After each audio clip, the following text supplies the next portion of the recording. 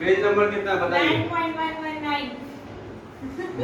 9.119 9.117 9.117 case number 2 बोल रहा है आप लोग शांति से यहाँ पे कॉन्सेंट्रेट कीजिए। अपना अगर गॉसिप करना है तो एकदम यहाँ से कूद जाओ, पीछे एकदम छलांग लगा दो।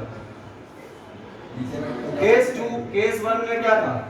केस 1 में था विजय डिड नॉट पे allotment money and his share were immediately forfeited, यानी अलॉटमेंट के बाद और फर्स्ट कॉल से पहले कंपनी ने शेयर को क्या कर लिया था?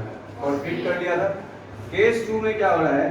विजय डिड नॉट पे अलॉटमेंट एंड फर्स्ट कॉल, यानी विजय ने अलॉटमेंट का पैसा नहीं दिया और कंसीक्वेंटली कंपनी ने फर्स्ट कॉल किया उसके बाद, और फर्स्ट कॉल का भी पैसा क्योंकि विजय ने नहीं दिया, तो फर्स्ट कॉल के बाद और सेकंड कॉल के पहले, यानी पहले वाले केस में क्या था? अलॉटमेंट के बाद और फर्स्ट कॉल के पहले।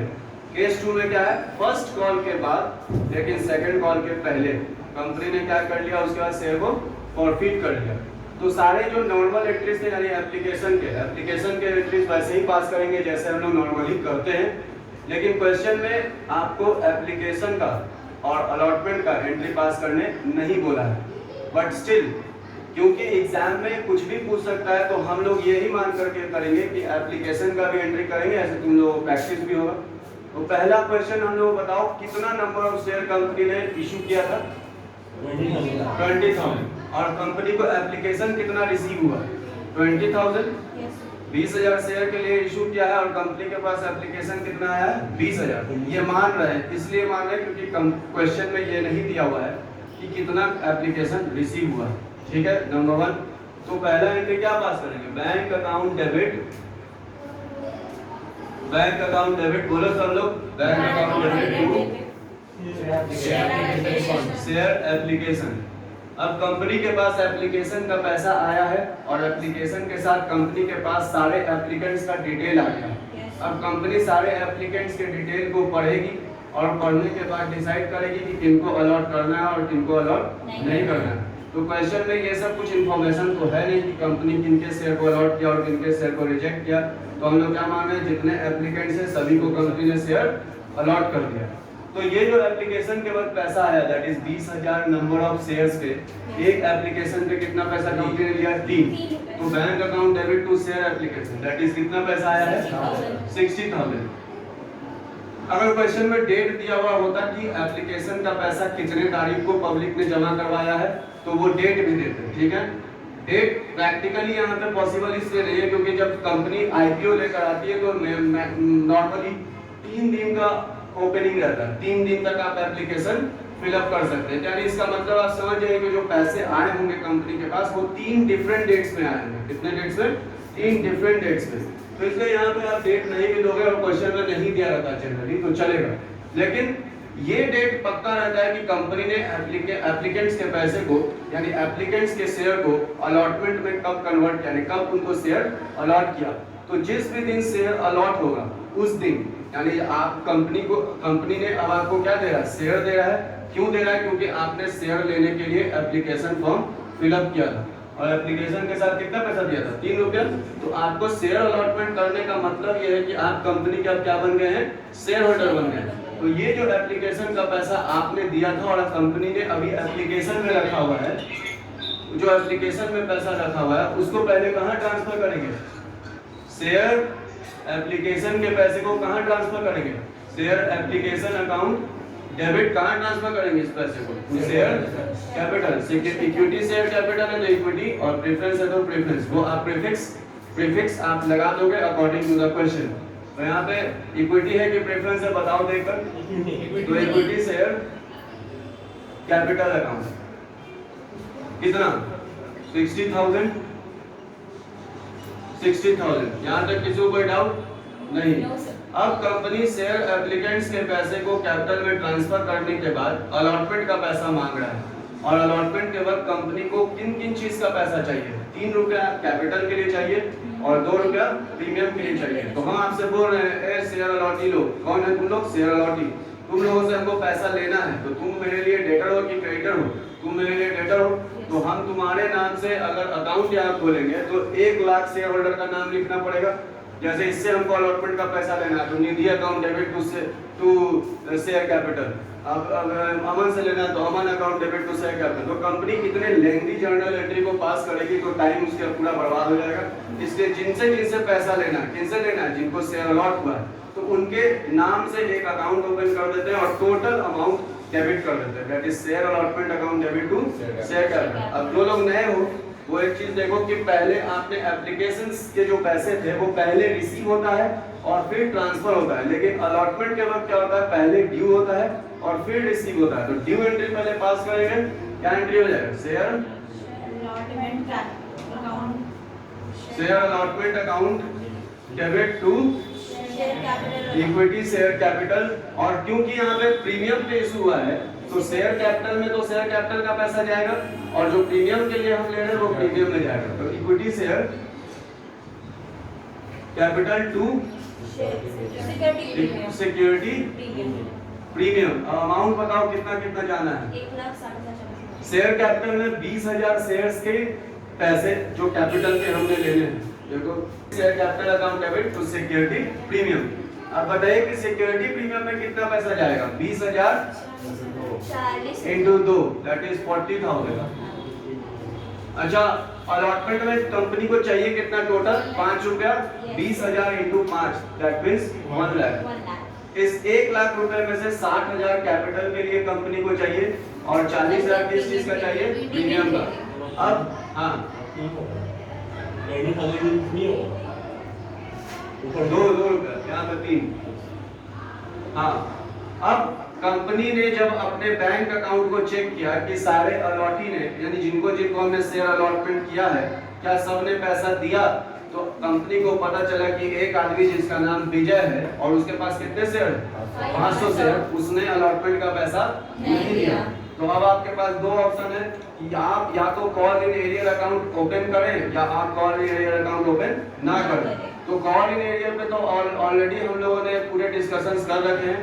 अभी हम लोग जो है फॉर फ्यूचर का एंट्री कर रहे हैं तो हम लोग call in arrear account open करके एंट्री पास करेंगे, ठीक है। तो जब पैसा मिला तो कितना पैसा मिला, बैंक अकाउंट डेबिट, जितना पैसा आया वो बैंक में आया, तो बैंक में आया तो क्या हो जाएगा, bank debit what comes in 11th में पढ़े हुए आप लोग सब knowledge. Bank account debit that means कितने शेयर्स पे पैसे मिले, 19,500 पे कितना पैसा मिला, 5 रुपया। और जो 500 शेयर पे पैसा नहीं मिला है वो कहाँ चला जाएगा, कॉल इन एरियर अकाउंट में। कहाँ चला जाएगा, कॉल इन एरियर अकाउंट में डेबिट हो जाएगा। 500 इंटू कितना 5, तो 2500 रुपया आपका कहाँ पड़ा हुआ है, कॉल इन एरियर में। और बाकी 97,500 आपके कहाँ आ गए हैं, बैंक में। ये 2500 रुपया कॉल इन एरियर में क्यों चला गया, क्योंकि विजय ने अपना पैसा नहीं दिया। तो विजय ने अगर अपना पैसा नहीं दिया तो उनके पैसे को हम कहाँ डाल दिए हैं, कॉल इन एरियर में। एक और अल्टरनेटिव होता है कि हम यहाँ पे कॉल इन एरियर अकाउंट ना ओपन करेंगे, और जब कॉल इन एरियर अकाउंट नहीं ओपन करते हैं ना तो जितना बैंक डेबिट होगा उतना ही से कॉल इन अलॉटमेंट को भी क्रेडिट करेंगे। अंडरस्टूड। तो 2 क्या आ जाएगा यहाँ पे, 2 शेयर अलॉटमेंट कितना, शेयर अलॉटमेंट 1 लाख। अब देखो 1 लाख का हिसाब, 1 लाख रुपया चाहिए था अलॉटमेंट में, 97,500 रुपया मिल गया, 2500 रुपया कॉल इन एरियर में गया, तो शेयर अलॉटमेंट का हिसाब क्या हो गया, कंप्लीट। जो 2500 नहीं मिला वो कहाँ पड़ा हुआ है, कॉल इन एरियर में, ठीक है। अब फर्स्ट केस में जो था जस्ट आफ्टर अलॉटमेंट विजय के शेयर को क्या कर लिया था कंपनी ने, फॉरफिट कर दिया था। लेकिन केस 2 में बोल रहा है कि फर्स्ट कॉल करने के बाद कंपनी ने उसके शेयर को क्या किया, फॉरफिट किया। तो फर्स्ट कॉल जब कंपनी ने करेगा तो कंपनी पहले क्या करेगा, रिसिप्ट एंट्री की ड्यू एंट्री, ड्यू एंट्री। तो पहले फर्स्ट कॉल का ड्यू एंट्री पास करेंगे। तो फर्स्ट कॉल का ड्यू एंट्री हम इधर पे पास कर दें, इसको डिलीट कर दें। फर्स्ट कॉल का जो ड्यू एंट्री होगा वो क्या होगा, share first call account debit to share capital.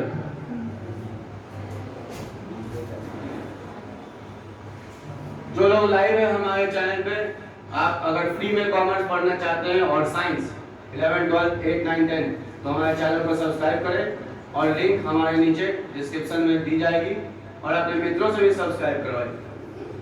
Okay, thank you. और एक बड़ा सा थम्स अप दे दीजिएगा अगर आपको समझ में आ रहा है हमारा कॉन्सेप्ट तब। क्यों जी बच्चों, आधे लोग पूछ रहे हैं मेरे से कहां तुम करके बोल दिखाओ मेरे को, हमारा और चल रहा है समथिंग लाइक दैट। आओ आगे देखें, आओ करें अभ्यास। क्या कर रहे हैं लोग, आओ करें अभ्यास। हमारे चैनल का नाम क्या है, आओ करे अभ्यास। चलिए, अभ्यास से ही जीवन सफल होता है, अभ्यास के बिना कुछ नहीं पॉसिबल है। ठीक है, आइए शेयर फर्स्ट कॉल का पहले क्या करेंगे, ड्यू एंट्री। बताइए क्या एंट्री पास करें, share first call account debit to equity share capital account, equity share capital account. कितना पैसा चाहिए कंपनी को फर्स्ट कॉल पे, 20,000 शेयर पे 2 रुपए, दैट मींस 40,000। अब यहाँ पे देखो जो ड्यू एंट्री पास किए हैं ये टोटल शेयर्स पे पास किया या 500 शेयर जो फेल हो गया था उसको छोड़कर हमने ड्यू पास किया टोटल पे। क्यों? क्योंकि हम ये मानकर पास कर रहे हैं ड्यू एंट्री कि विजय जिसने अलॉटमेंट का पैसा नहीं दिया था वो फर्स्ट कॉल के वक्त अलॉटमेंट और फर्स्ट कॉल दोनों पैसा साथ में दे देगा, ये हम मानकर एंट्री पास कर रहे हैं। तो इसलिए हमने पूरे 20,000 का ड्यू एंट्री पास किया। बट विजय ने फर्स्ट कॉल में भी क्या कर दिया, फेल कर दिया, पैसे देने से इनकार कर दिया। तो क्या एंट्री हुआ, बैंक अकाउंट डेबिट। ये रिसिप्ट एंट्री है, बैंक अकाउंट डेबिट। विजय ने पैसे दिए नहीं दिए, तो विजय ने पैसे नहीं दिए तो पैसे दिए कितने शेयर होल्डरों ने, 19,500 जो शेयर होल्डर है हमारे, जो शेयर्स जिनके पास है 19,500, उन्होंने ही सिर्फ पैसे दिए। कितने पैसे दिए फर्स्ट कॉल के, 2 रुपए। और बाकी जो महेश क्या नाम उसका, विजय के पास जो 500 शेयर है वो पैसा हमें फर्स्ट कॉल के वक्त भी उसने अपने पैसे को नहीं दिया।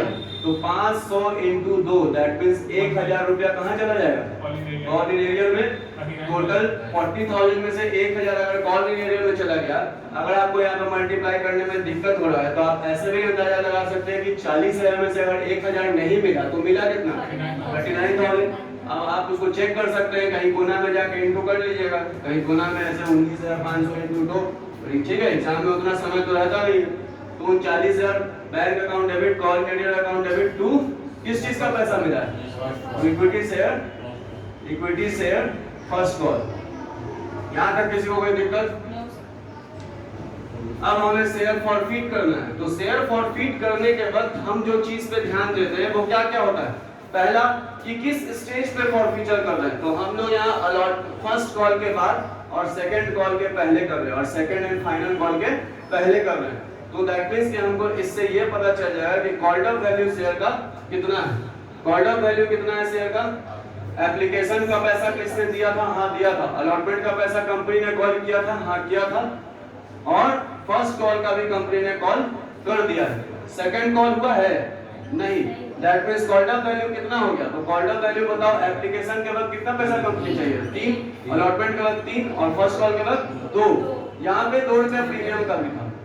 तो प्रीमियम को हम कॉल्ड अप कैपिटल में कंसीडर नहीं करेंगे, प्रीमियम को अलग से कंसीडर करेंगे, क्योंकि प्रीमियम का पूरा हिसाब किताब ही अलग चलता है। प्रीमियम इसीलिए तो एक केस बनता है कि क्या फॉरफीचर के वक्त जिनके शेयर को फॉरफीट कर रहे हैं क्या उन्होंने प्रीमियम का पैसा दिया था।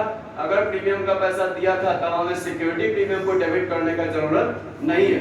लेकिन अगर सिक्योरिटी प्रीमियम का पैसा भी उसने नहीं दिया तो हमें सिक्योरिटी प्रीमियम को भी फॉरफीचर करते वक्त क्या करना पड़ता है, डेबिट करना पड़ता है, जो अभी हम लोग करेंगे। तो देखिए कॉल्ड अप वैल्यू कितने है कंपनी के, 3, 3, 6 प्लस 2 8 रुपया। तो शेयर फॉरफीचर करते वक्त हम लोग क्या एंट्री पास करते हैं, share capital account debit, share capital account